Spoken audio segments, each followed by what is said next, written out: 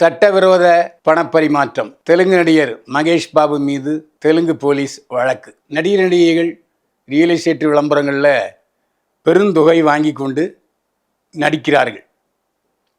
ஆனால் அந்த நிறுவனமும் ஏதாவது சட்டவிரோத செயல்களில் ஈடுபட்டிருந்தால் அந்த நிறுவனத்திடமிருந்து, அந்த ரியல் எஸ்டேட் நிறுவனத்திடமிருந்து விளம்பர தொகை பெற்ற நடிகைகள் மீதும் அமலாக்கப்பிரிவு போலீஸார் வழக்கு தொடர்கிறார்கள்.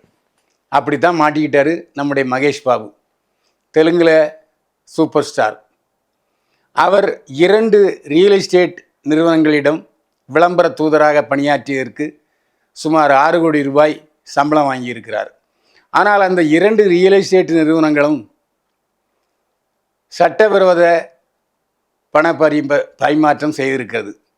இதற்கான சாட்சியங்கள் இருக்கிறது. இதனால் ரியல் எஸ்டேட் அதிபர்கள் மீது வழக்கு போடப்பட்டிருக்கிறது.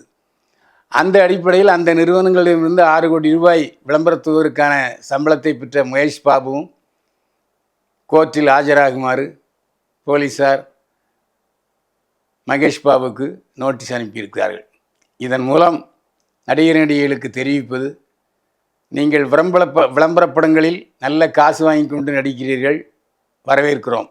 ஆனால் அந்த நிறுவனம் இந்த மாதிரி தப்புத்தண்டா செஞ்சிருக்கிறதா என்பதை விசாரித்துவிட்டு நடிங்கள். இல்லைன்னா இப்படி மகேஷ் பாபுவுக்கு வந்த மாதிரி சிக்கல்கள் கண்டிப்பாக தொடரும்.